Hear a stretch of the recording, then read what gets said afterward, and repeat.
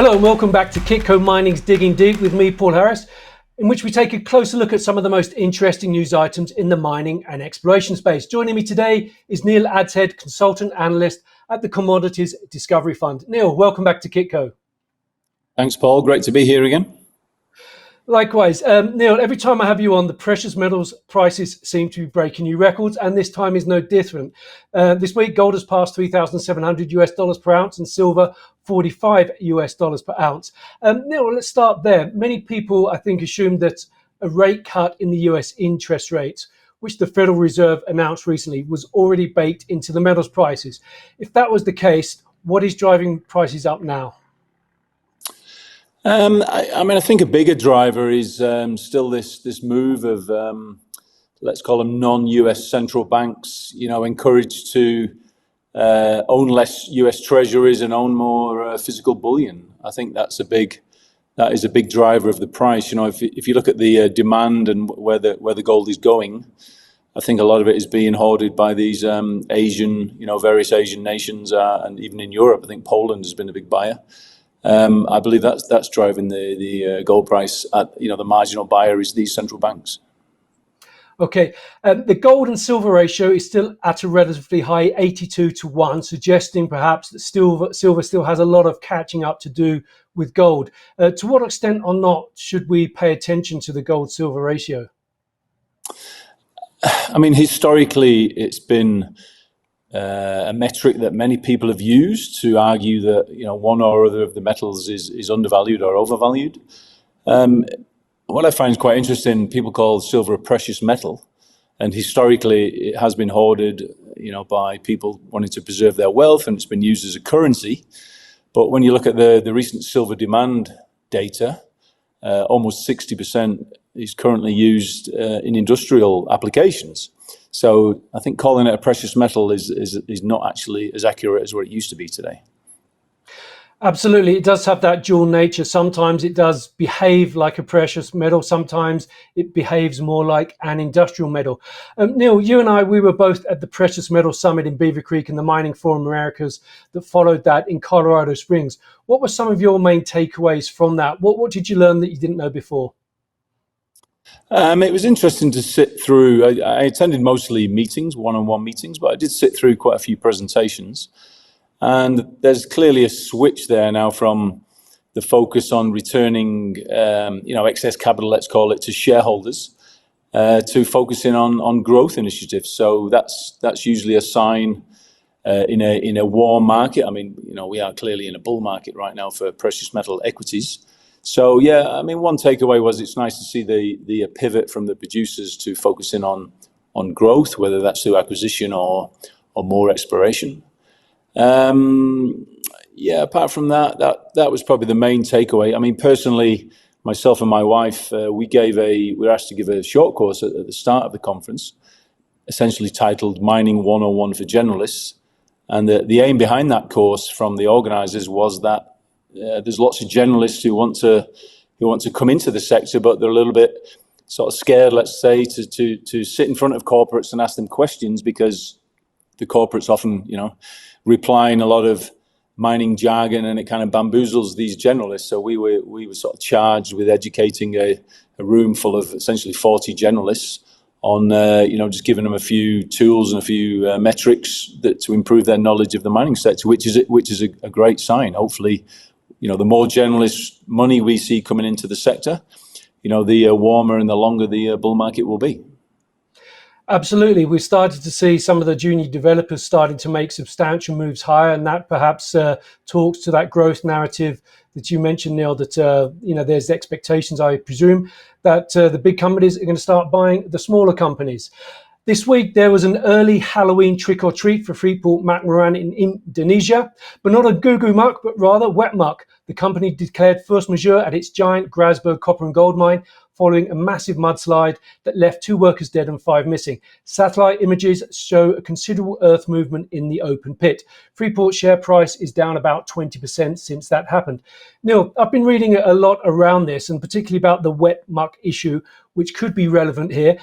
What is wet muck, and why could it be an issue with Grasberg's block cave? Well, it's significant. A block cave mine is a large underground operation with lots of openings, and if you get any kind of even water's bad, but if you get mud going into those openings from whatever source, and I believe the estimate, I think Freeport actually said this themselves, that the estimate was 800,000 tons of mud basically rushed into several levels of the underground mine. Now, obviously, gravity plays a role, and the mud goes to the bottom of the mine. Anyone who's ever worked in a mine trying to remove mud, even out of an open pit, is a real challenge. Now, trying to move 800,000 tons of wet, sloppy mud out of the, probably a kilometre or more from underground and taking that to the surface is going to be an incredibly difficult task. I mean, anybody who's sort of moved earth with a shovel, it's easier to dig it when it's dry than trying to dig it when it's sloppy mud. So that's actually a significant geotechnical challenge for the company. Freeport's feedback themselves, this is not going to be a quick fix. This is going to take many months to rectify, and I believe Freeport's very early guidance, which you'd argue is probably optimistic, is that the mine will not be back to the pre-incident production rate until 2027 at the earliest. I think one aspect of block caving is obviously that the draw point is from the bottom of the mine. And so, as you said, gravity takes all the mud down. Presumably that's going to really interrupt with their draw level or where they actually extract the mineral from. Grasberg is perhaps the biggest block cave in the world. The site has about 12 meters of annual rainfall, so water issues and mud issues have always been there. And I guess the big question is that's still unanswered: will Grasberg ever reopen? I would say yes, it will reopen. I believe the block cave is about 50% of the reserves. So there are, they could mine, they will mine from other parts of the mine at some point. I believe they will rectify the block cave. It'll just be a significant engineering challenge to get all that mud out of the underground to the surface, and to re-establish all the equipment, etc., which will have been badly damaged. So to actually bring that back on in such a remote location will be a significant challenge. And interestingly, you mentioned before that Freeport lost 20% of its share price. Now, I often like to turn share prices into actually dollar values. So if you turn a 20% drop in Freeport's valuation this month is essentially a $10 billion decline in the market cap of the company. So that's significant. It is a major producer for Freeport, but it's also a major producer for the globe. It's I believe it's about 3% of the world's copper supply, primary copper supply at the moment. So that's actually a significant cut in the global copper supply in the near to medium term. Well, the copper price responded. It surged over $10,000 per ton, which I believe is somewhere between $4.50, $5 per pound on the Grasberg news. Higher prices and a major mine on the sideline is potentially good news for developers, such as Atex Resources, which released an updated resource estimate for its Valeriano project in Chile this week, which it said establish it as one of the largest undeveloped copper gold projects globally. Valeriano now hosts an indicated resource of 6 billion pounds of copper, 3.8 million ounces of gold, 21 million ounces of silver, and 33,000 tons of molybdenum. Inferred resources there: 16.7 billion pounds of copper, about 10 million ounces of gold, 56 million ounces of silver, and 107 tons of molybdenum. Neil, this is quite noticeable because it's quite rare, I think, for juniors or anybody to put out resources so big of undeveloped projects. How rare is a resource of this size? It's rare from the discovery hole to the resource. They've done it very quickly. These large porphyry deposits are generally hundreds to billions of tons of resource. And once you find one, it's not that challenging to come up with a very big number, big tonnage, big contained metal content. And just as a little aside, and I actually looked this stat up several years ago, and I had a quick look before the interview just to check it again. This is from the USGS, who actually compiles all the sort of copper resources in the world. And interesting that there is a lot of known copper out there. So there are these porphyries up and down the Andes, and the Andes obviously runs for thousands of kilometers all the way up through Mexico and into North America as well. Basically the same the same mountain belt and mineral belt. The USGS estimates there's 200 years of known resource in the world that could supply the globe with copper. So there is actually a lot of known resource out there. So I would argue that's a long way of saying the answer to your question is that these things are not. I mean, they are kind of rare, but there are quite a lot of them out there, but they've not been developed. They're basically just sitting there waiting to be developed.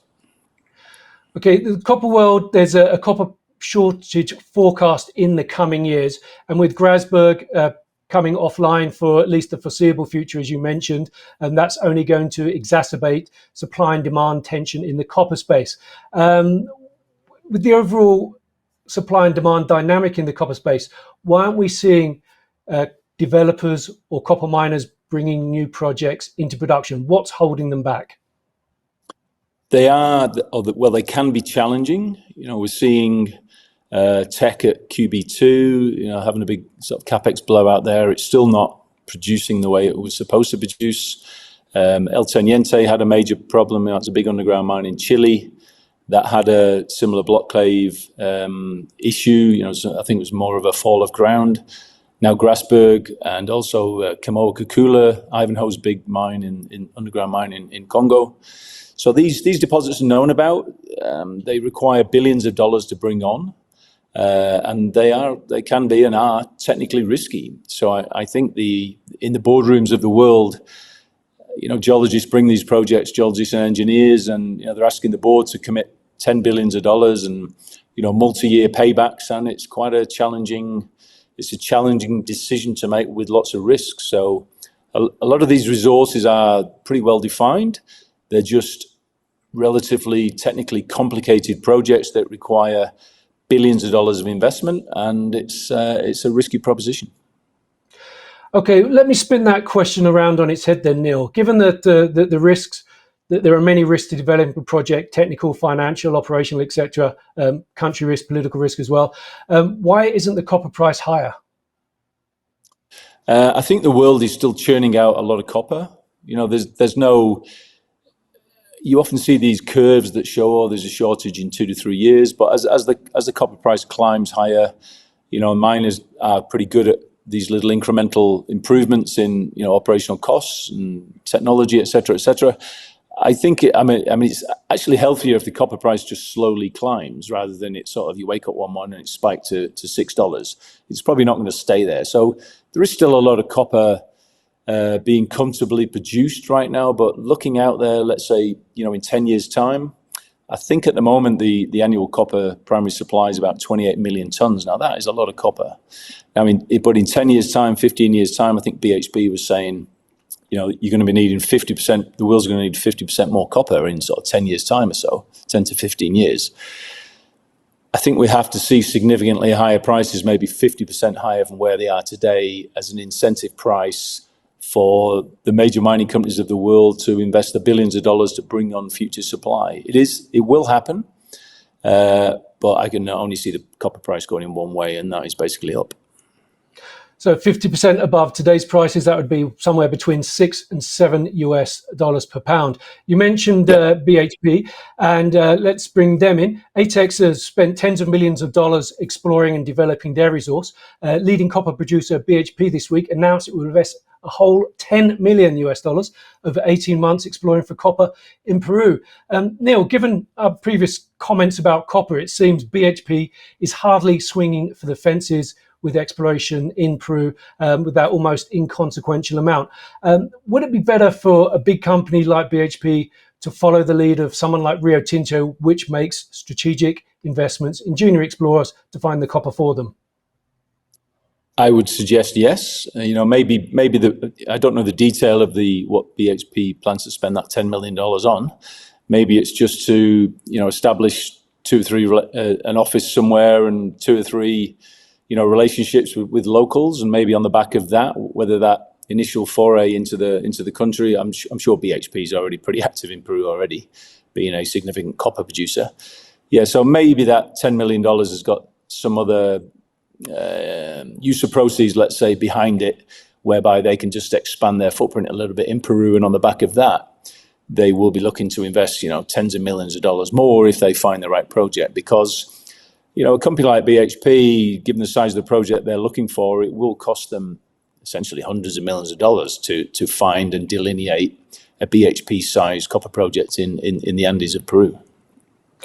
Okay, let's switch now to lithium. Lithium America's had an interesting week, with President Trump indicating he wants to renegotiate the $1 billion in funding the government gave it for its $2.9 billion Thacker Pass lithium development in Nevada. The company shares rocketed, however, when the Department of Energy said it might want to take a 10% ownership stake in the company. Lithium America's traded more than all its 290 million shares outstanding on the day of the news. Neil, if critical minerals projects developments want government money, is it reasonable for the government to want a stake in those businesses?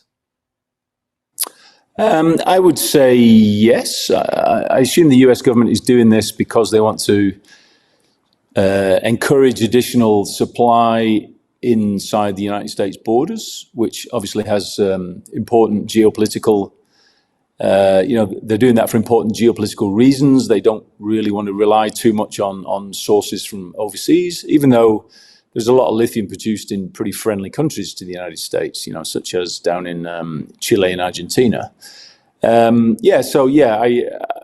I suspect there's some kind of offtake agreement, some sort of arrangement there where when the US government's putting the money in, and you could also view it as it's an incentive to bring on extra jobs in an economic development in a rural location, because Thacker Pass is in, Nevada's fairly remote to start with, but Thacker Pass is in quite a remote corner of Nevada.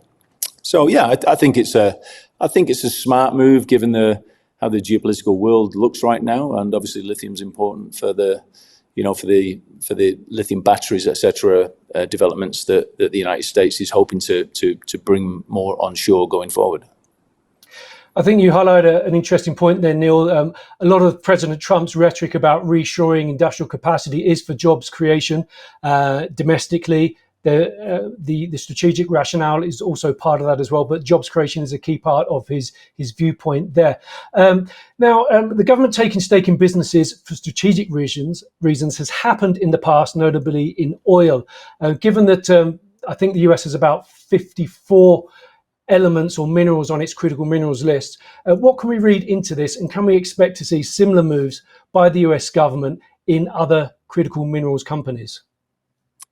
Definitely, and we have seen them, and we will see more. I visited Talon Metals several weeks ago in Minnesota, and various US government departments there have provided 4 different grants to Talon to help them bring on a new supply of nickel and related elements in continental US, which is which the US will need. Similarly, with MP Materials there, with the rare earth mine and the downstream processing, the Mountain Pass mine in California. So we are seeing more of this. We have already seen several examples of this, which is quite unusual. In my lifetime, I've not seen too many governments provide checks and big grants like the United States has been doing at the moment, and I suspect we're going to see more of it. Along the same vein, this week, the G7 nations and the EU said they are considering implementing price floors to encourage the development of rare earth projects in the Western Hemisphere. Neil, why are price floors perhaps necessary for rare earth elements?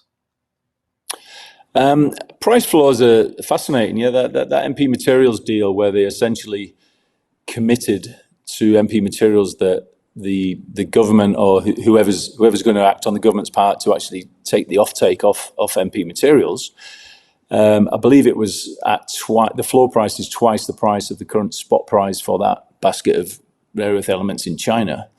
What the floor prices do is obviously give the boards of those companies the confidence to invest the capital with the view that they will receive the return on capital that the board wants to see, whether it's 10%, 15%, 20%, whatever that may be.